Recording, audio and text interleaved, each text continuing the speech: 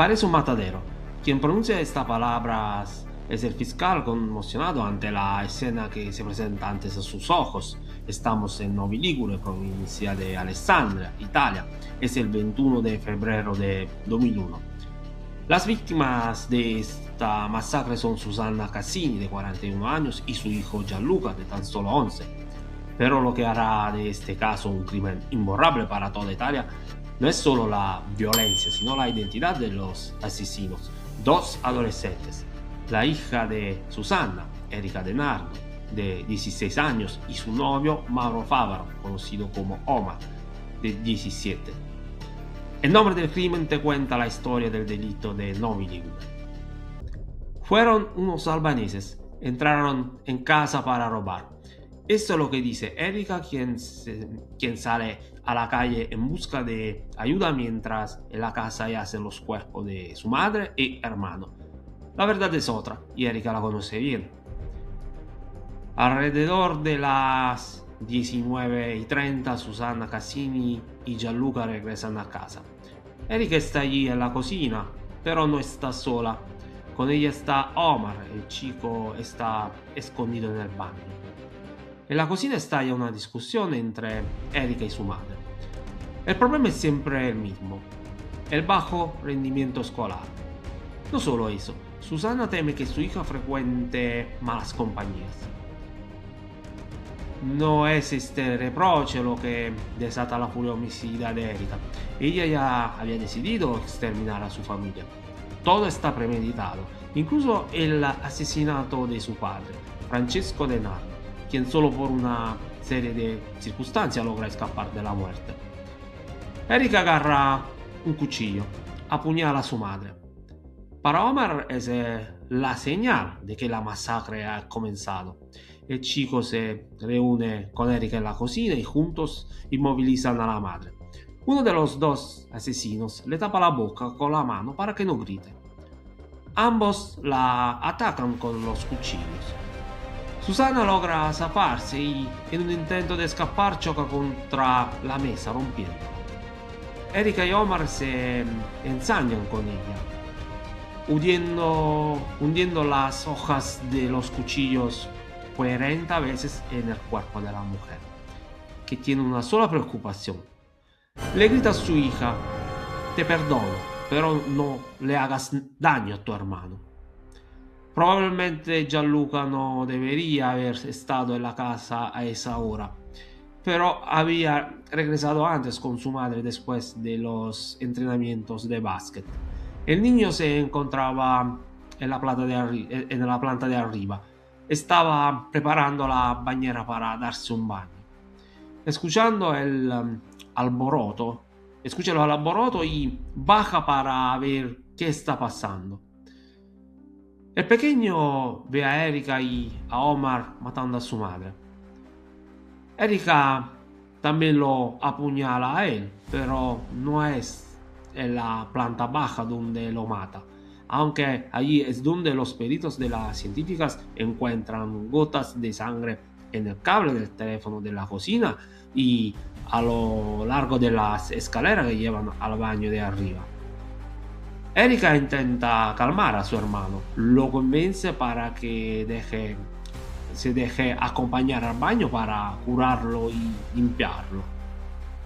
Gianluca está sumido en el pánico, busca refugio en la habitación de Erika, pero ella lo alcanza y lo apuñala de nuevo. El niño grita demasiado, los vecinos podrían oírlo. Las manchas de sangre en el equipo de música indican que Erika lo encendió y subió el volumen para tapar las desesperadas peticiones de auxilio del pequeño. Gianluca escapa hacia al baño, pero está atrapado. Erika intenta matarlo con veneno para ratas. Se encontraron rastros cerca de la bañera, en el rellano del piso superior y en las escaleras. Tras el intento fallido de envenenamiento, aprovechando que la bañera está llena de agua, intenta ahogar al pobre Gianluca, quien se defiende con la poca fuerza que le quedan y muerde la mano de Omar. Lucha como un león, pero es pequeño y está herido. Ese intento también fracasa. Solo queda una opción: usar el cuchillo. Y eso es lo que hacen Erika y Omar 57 veces. Se dan cuenta del ensañamiento contra este pobre niño. 57 puñaladas a ese niño que ha tenido en brazos, el que ha visto crecer.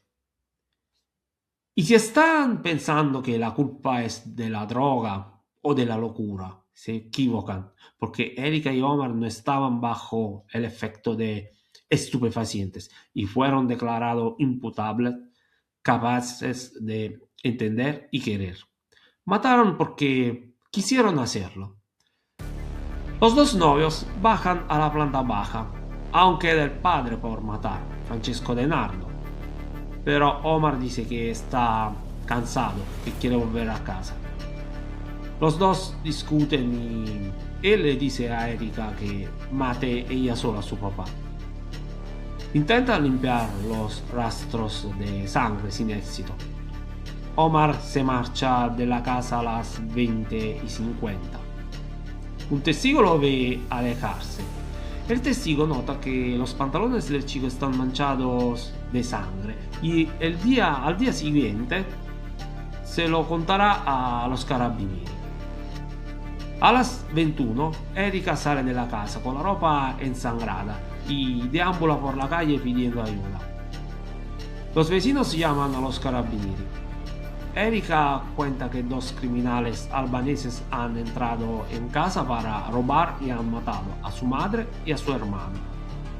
El relato de Erika parece verídico. Después de todo, ¿quién podría imaginar que una chica pudiera matar de forma tan brutal a su madre y a su hermano? Erika incluso da el nombre de uno de los presuntos asesinos. Es un joven que conocen tanto ella como Omar, Cesar Telalli, de 17 años, albanés. El joven es llevado al cuartel e interrogado. Para la hora del crimen tiene una coartada. Estaba en compañía de un amigo. La coartada es confirmada. Él no pudo ser el autor de aquella matanza. Desde su intervención en la escena del crimen, los carabinieri encuentran diversas incongruencias. En las puertas y ventanas de la casa no hay señales de forcejeo. No falta ningún objeto de valor. Además, los cuchillos usados para matar a Susana Cassini y a Gianluca fueron cogidos del cajón de la cocina. Es posible que unos criminales tan despiadadosos no hubieran traído consigo ni siquiera un cuchillo. El relato de Erika vacila. Además está ese testigo que vio a Omar alejándose con los pantalones manchados de sangre. Los dos novios son convocados al cuartel el 22 de febrero como personas informadas de los hechos.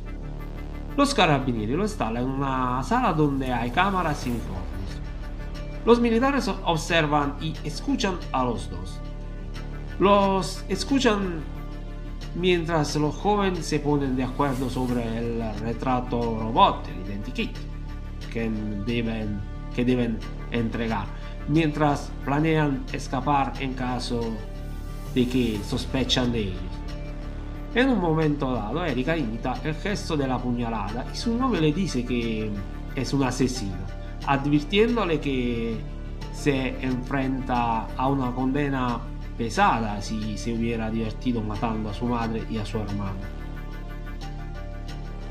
En esa sala, Erika no muestra arrepentimiento, no muestra miedo. Finalmente Erika le recomienda a Omar que se vista bien para asistir a los funerales que se celebrarían al día siguiente. A las 19 horas del 23 de febrero, los carabinieri arrestan a Erika y Omar. Las investigaciones confirman que una responsabilidad compartida en la ejecución de los homicidios. Pero ¿cuál es el motivo? Las discusiones entre Erika y su madre por su bajo rendimiento escolar, pero también el hecho de que la mujer no viera con buenos ojos a la relación que su hija tenía con Omar. Temía que los dos frecuentaran malas compañías y consumieran drogas. De hecho, los investigadores confirmaron que ambos jóvenes habían consumido de forma esporádica cocaína y cannabinoides, pero descartaron que fueran drogadictos. Se descubrió que los chicos mataron bajo los efectos de las drogas. El 14 de diciembre del 2001, Erika y Omar fueron condenados a instancia a 16 y 14 años de cárcel respectivamente. Las condenas fueron confirmadas definitivamente el 9 de abril de 2013. A pesar del terrible crimen cometido por Erika, a pesar de que la joven mató a su esposa y a su hijo sin piedad, es más, con una ferocidad y un ensañamiento que aún hoy resultan inexplicables, Francesco De Nardo nunca abandonó a su hija, siempre estuvo a su lado, incluso cuando quedó claro que la culpable era ella junto a su novio. La perdonó el mismo día de su arresto. ¿Y ustedes, en el lugar de Francesco De Nardo, habrían perdonado a su hija? Déjenmelo saber en los comentarios. Los saludo y los espero en el próximo caso de En nombre del crimen.